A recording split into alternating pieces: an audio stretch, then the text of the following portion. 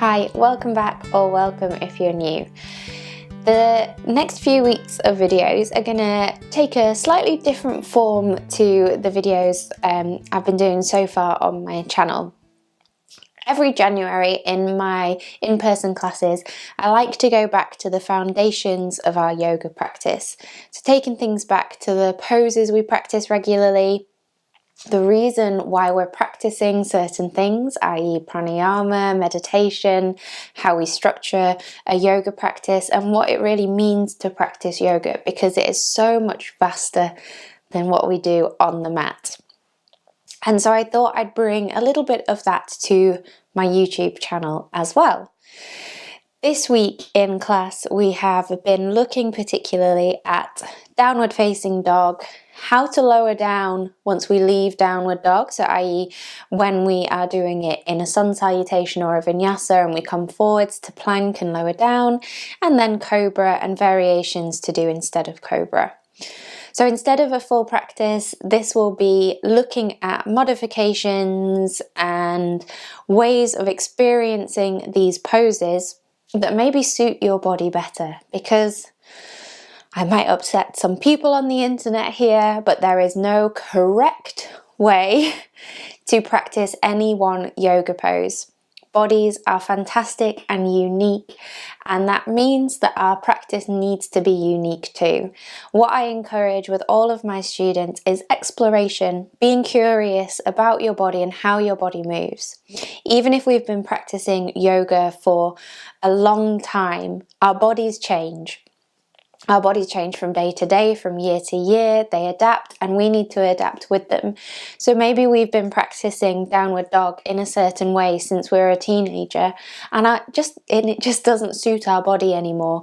Or maybe we have had certain injuries or things that have happened that have meant we need to change our practice, but we haven't spent any time looking at specifically what we can do to change and improve that practice for us so that we can continue moving. I might give this some sort of clickbaity title like how not to do your down dog. I won't do that. Or will I? I think when we go on the internet for things, particularly such as yoga, it can become very loud about things we should and shouldn't do, how we should look, shouldn't look, feel, move, and that can become very confusing, and it can become almost quite binding in how we approach the practice. And I'm a big believer that movement is great however it arrives with you.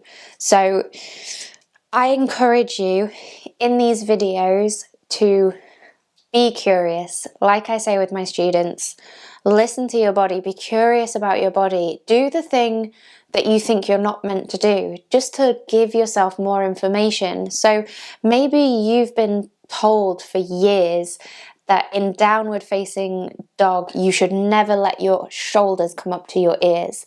Well, I'm going to encourage you to let your shoulders come up towards your ears. Experience it. Find out why you might not want to allow your shoulders to come up to your ears. Or maybe you find that actually somewhere in between that shoulders towards the ears and shoulders down is actually more comfortable and more sustainable for you. That isn't a right way. If you take anything away from these videos over the next few weeks, please know that no matter how many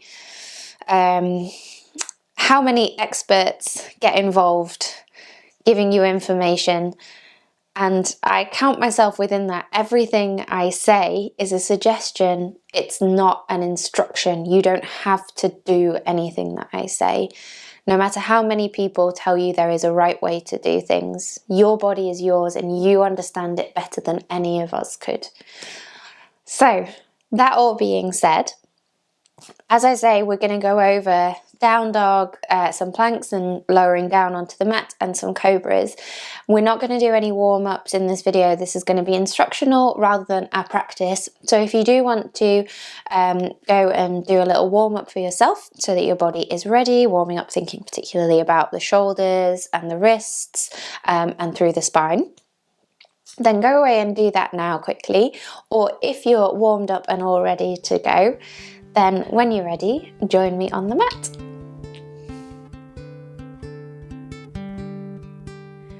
Great, so we're going to start with downward facing dog, a pose that you will practice in most yoga classes. It's also a pose that even if you don't practice yoga, you will probably experience or be aware of at some point in your life. It's a pose that is often referred to as a resting pose, but I would argue it's very much not a resting pose at any stage in your yoga journey.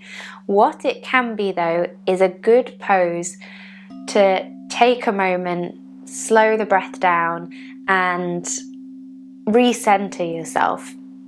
So even though there is a lot happening in downward facing dog and it's not particularly restful, what it can be is a space between more complicated movements, if that's the sort of class you're in or if that's where it's being used in the yoga class. So don't worry if you've heard that it's a resting pose and you're wondering why on earth you don't find it restful. I can't speak for everybody in the world, but for me it's not restful, but it's an enjoyable pose and a time to think pose. To start off with, I'd like to show you a version of this pose that you can do if you're not someone who can get down on the mat. So a lot of people practice chair yoga, or you can practice with a wall. So this version I will show you will do with the wall, but you can do it with a chair as well. And this, we can get the shape of downward facing dog, but without putting all that stress through our arms and shoulders. So with the wall, you'll have to do a little bit of wriggling to gauge this for yourself. Everybody's arms and body are a slightly different length. So people often say around a leg's length away from the wall, but if you're someone like me who has shorter legs and a longer body, that doesn't quite work. So a bit of adjustment takes over.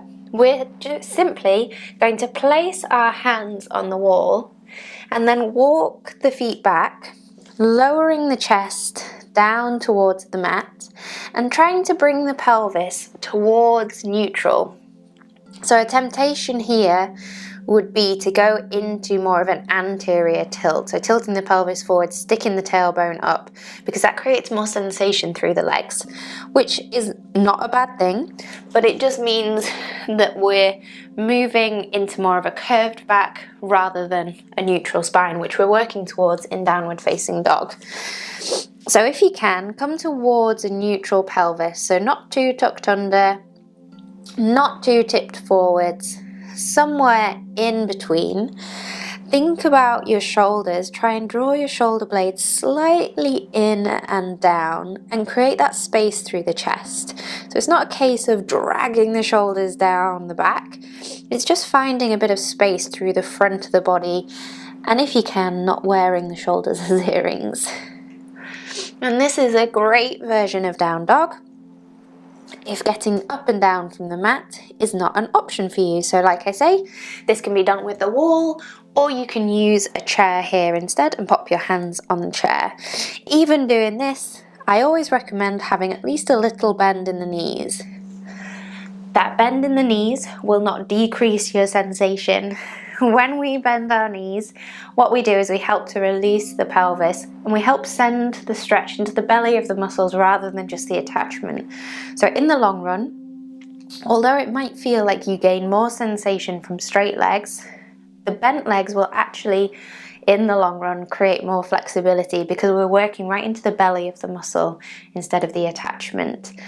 When we work into more of the attachment and with no bend in our knees, we tend to be working in our range of movement and going towards our end range rather than working with our flexibility. So that's something to always be aware of when you're practicing. Great. Then we're going to come to downward dog from the mat. So one thing I often recommend, particularly when you're learning downward facing dog, is to start from ancestral worship. For most people, that gives you a good distance between your hands and your feet for a nice downward facing dog stance. So ancestral worship is where we sit back towards the heels, walk the hands forward, elbows lifted, forehead resting down towards the mat. You might hear this referred to as extended child pose, but in a traditional hatha practice, we refer to it as ancestral worship. So this should give you a good distance from feet to hands. And then from here, I'd like you to just bring the weight forwards towards the hands. And we're going to think about our shoulders before we come up into downward facing dog. I'd like you to think about drawing the shoulder blades in and down, but not squeezing so tight that you feel tension through them. Just a gentle movement in and down, create that space through the chest and that space for the neck. Then tuck your toes under, and we're going to keep the knees deeply bent the whole of the time. So we'll press through the toes to lift the knees, and we're keeping that deep bend in the knees as we lift the hips up and back, pressing the belly back towards the thighs and trying to find length in the spine. Now this might feel a bit alien to you at the moment, having that deep bend in the knees, but what we're looking for is the length through the spine. Sometimes when we start to add lowering the heels in, it throws our awareness away from this upper body. So I'd like you to just spend a moment here thinking about the hips going up and back, thinking about creating almost a ski slope through the back. Whenever you're ready, you can pop the knees down and have a little rest. Maybe give the wrists a bit of a shake. So notice how that felt in your upper body. Like I said at the beginning, this is all about gaining information about our body, gaining information about poses and how the two relate. So even if it doesn't feel like your usual downward facing dog, see what information you can take away from that practice. Fab. So this next time we're going to start to walk the heels down. What I often see when people start to think about lowering their heels towards the mat is we send the heels down, it presses the body forward and the back starts to round, and we create this sort of half down dog, half plank shape, rather than that nice long spine that we'd work towards with the knees bent. What happens here anatomically is as the heels lower and we lengthen through that back plane of muscles through the back of our legs, the hamstrings start to pull down on the pelvis. So that makes the lower back start to round, and depending on how flexible you are, so the more flexible your hamstrings are, the less that's going to happen. The tighter your hamstrings are, or the shorter, because it can be to do with the length of your muscles, which is something you're born with rather than something that has developed. If that is the case, as you lower the heels, it pushes you forwards because there isn't the space in the back of the legs to send the heels down.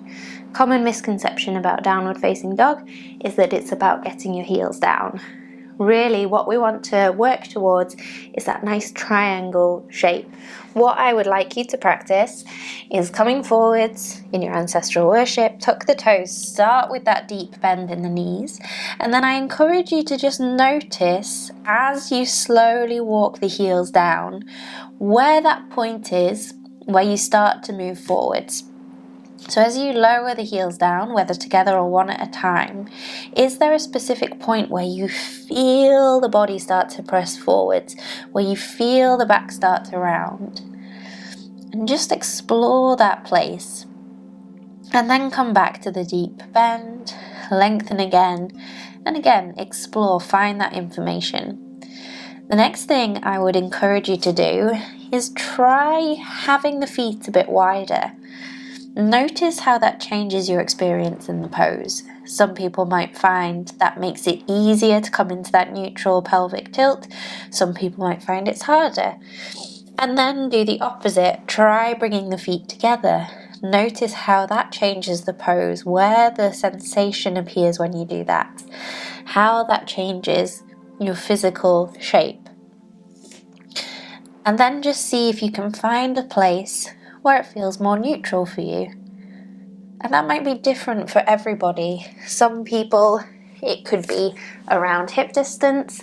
For me, I find a slightly wider stance gives me a bit more space in my pelvis and my lower back. I know people who are much more comfortable with their feet closer together, and that gives them the shape that feels the most sustainable. So explore, find what suits you rather than the textbook version. That's our downward facing dog. There's all sorts of other information that we could go into, but for now I think go with that, see how that feels, and have a little explore within the pose. Fab. So next we're going to go over that transition from downward facing dog to coming forwards and lowering down ready for cobra. Now you have a few options with this. One option is to have the knees down, which we'll go over, and the other is to have the knees up from plank, lowering down through chaturanga. Before we do all of that, I would like to make a recommendation. It took a long time for anybody to give me permission that I was allowed to change the distance between my hands and my feet from down dog into plank. There are certain practices that I believe teach that your down dog should be the same distance as your plank. For me, that doesn't work. I have a much longer body and shorter legs, as I said near the beginning, and it just doesn't feel comfortable to move from a very long down dog stance into a plank in order to lower down. I am officially giving you permission to do the foot wiggle. I'll show you what I mean. So the foot wiggle is from downward facing dog, whatever stance works best for you.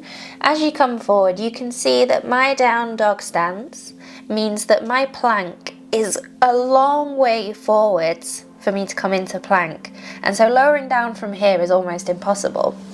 So what I do is I wiggle my feet to bring myself back, and then I can lower down quite comfortably. So I give you full permission to do the foot wiggle.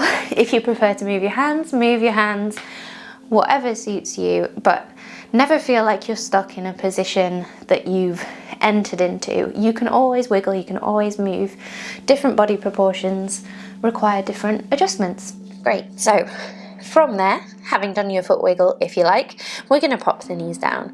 This is a great option to be building up that strength in the arms and shoulders if you're not at the point yet where you're happy having the knees lifted.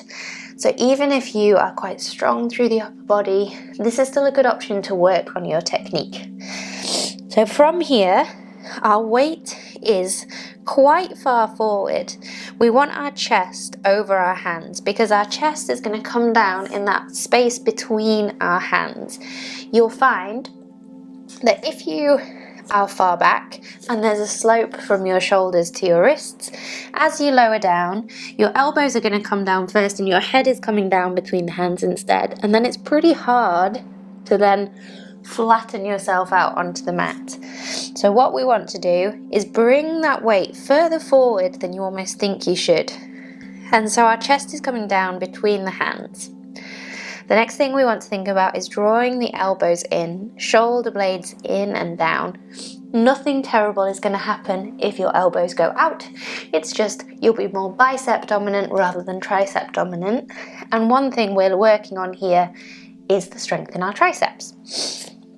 So with the weight forwards, the elbows tucked in, I then want you to do a little tuck of the tailbone. Not a big tuck, not a big round of the lower back, but just a little tuck, because that helps to engage the lower abdominal muscles, and we want our abdominal muscles working with us as we lower down.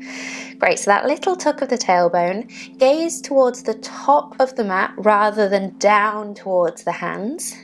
And then keeping the elbows tucked in, slowly lower down, chest and chin, bum will probably be sticking in the air, and then lengthen through, coming down onto your front, and you're there ready for cobra or baby cobra.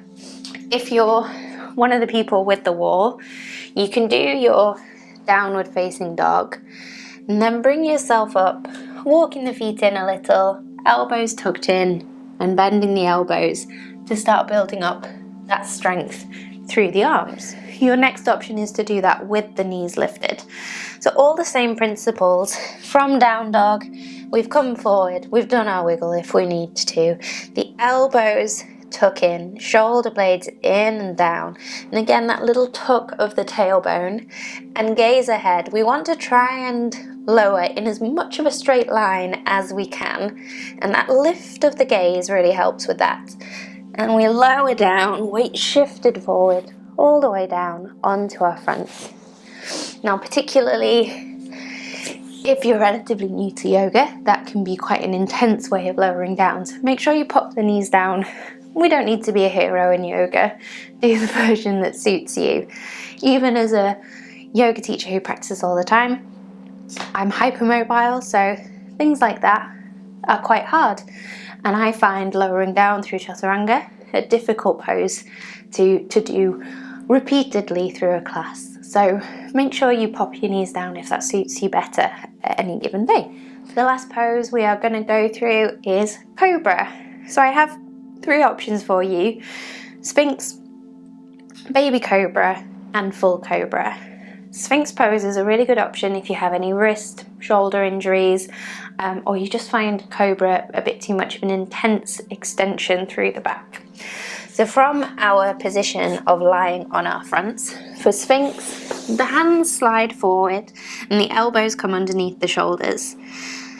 We want to then press through the elbows to lift the head, lift the chest, and try and draw the shoulders down the back. Think about opening out through your chest. Feet can be around hip distance apart, or you can try bringing the feet closer together for a bit more of a sensation in the lower back. Any discomfort though, take them a little wider. Great, and then to come out, we simply bring our chin in, lower down, and slide the hands back. For Baby Cobra, hands are underneath the shoulders. Again, feet around hip distance apart. And we're going to draw the shoulder blades in and down, and you'll feel that lift start to happen through the chest. Head lifts, chest lifts. It's good to just test that you're using your back muscles first by floating the hands off the mat. Once you know all those back muscles are engaged, right the way down to the glutes, we can then press a little bit further into the hands, coming into Baby Cobra.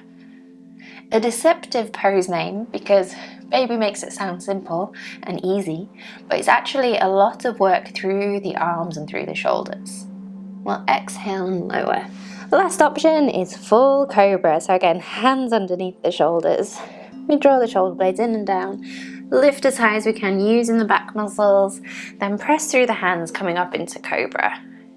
Even though we've come all the way up, I want you to keep a bend in the elbows.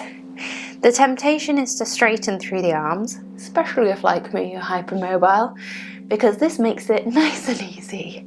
But we want to keep that bend in the elbows, so we're really using and engaging the muscles rather than just using our full range of movement. Shoulders want to draw down away from the ears so that we're not shrugging towards the ears. And then our gaze straight ahead, or you can start to lift the chin and lift the gaze. Great. And then we lower all the way back down, and you could go into a counter pose, again of child's pose or ancestral worship. If you are one of our people with the wall, for your Cobra, it's a bend in the elbows and then send the hips towards the wall as you press and lift away from the wall, and then come back. If the heels lift away from the ground, don't worry, that's perfectly normal. It's the curve through the spine that we're looking for. Great, so those are our 3 poses. I hope that's been helpful and that you've got something you can take away to understand those poses a little bit better for your own body.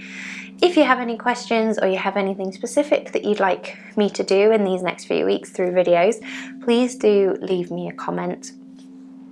This is one of my big joys in life is talking about how to make yoga accessible for different types of bodies and different ways of moving that maybe aren't the version that we see in textbooks or on magazines.